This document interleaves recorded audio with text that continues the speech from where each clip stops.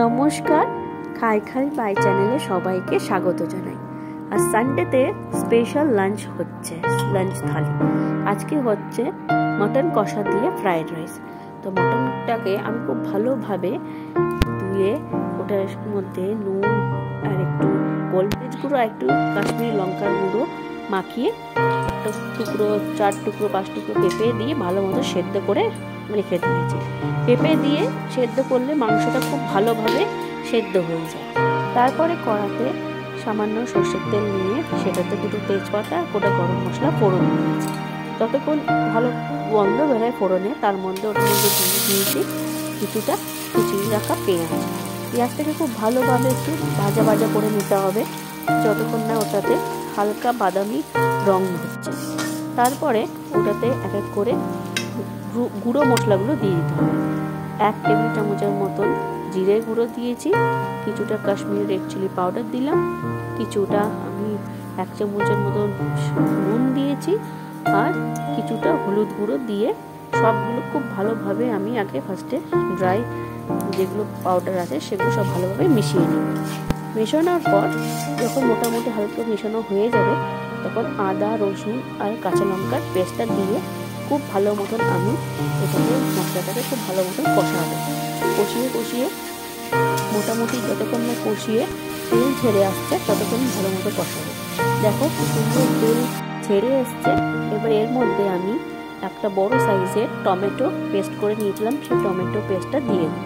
Tomato পেস্টটা দিয়েও বেশ কিছুক্ষণ ভালো মতন একটু মশলাটাকে কষাবো যতক্ষণ না টমেটোর কাঁচা গন্ধটা চলে যায়।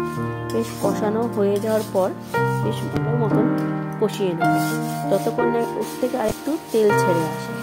মোটামুটি অনেকক্ষণ ধরে এটাকে একটু কষতে হবে। মোটামুটি কষানোর পরে আমি সেদ্ধ করে রাখা মাটনটা দিয়ে দিয়েছি। এরপর মাটনটা দিয়েও আরও অনেকক্ষণ আমি কষবো। বেশ ভালো মতন করে কষাতে হবে, মানে যত ভালো কষাবে বন্ধুরা মাটন তত খেতে বেশি টেস্ট লাগবে। যে কোনো জিনিস বেশি ভালো কষা হলে খেতে খুব ভালো লাগে। সময় ধরে একটুখানি কষানো, মানে মাংসটা বা মাছ বলো একটু সময় ধরে করতে হবে। দেখো কত সুন্দর তেল ছেড়ে আসছে, কত সুন্দর কালার। এটাতে না পুরো রোগান জোশের মতন দেখতে লাগছে। এটাতে না আছে কোনো ফুড কালার না আর্টিফিশিয়াল কিচ্ছু ব্যবহার করা হয়নি, শুধুমাত্র ন্যাচারাল সব ইনগ্রিডিয়েন্টস দিয়ে এত সুন্দর একটা কালার এসছে, খুব সুন্দর একটা কালার এসছে। তার মানে বুঝতে হবে কষানোটা খুব ভালো হয়েছে মোটামুটি। তো আরেকটু কিছু আমি নুন দিয়ে দেবো, তখন একটু নুন দিয়েছিলাম, এখন আরেকটু নুন দিয়ে দেবো। নুন দিয়ে আমি আরেকটু ভালো মতো কষবো যাতে মাংসটা মোটামুটি কষতেই অর্ধেক যেন সেদ্ধ হয়ে যায়। কিছু তো আমি সেদ্ধ করেই নিয়েছিলাম, কষতে যেন একটু সেদ্ধ হয়ে যায়। তারপরে আমি ওই মাংসটাকে কষে নিয়ে কিছুক্ষণ ঢাকা চাপা দিয়ে রেখে দেবো।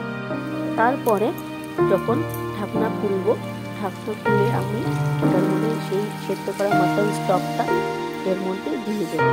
দিয়ে আমি আরেকটু কিছুক্ষণ মাংসটাকে ভালো মতো একটু নাড়াচাড়া করে নেব যাতে যে জলটা দিয়েছি ওটার সাথে ভালো মতন ফুটে ওঠে। তো দেখো ঝোলটা মোটামুটি ফুটে উঠেছে। আমি এরপরে আর কোনো জল দেবো না। এরপরে আমি শাহি গরম মশলা দিয়ে দেবো।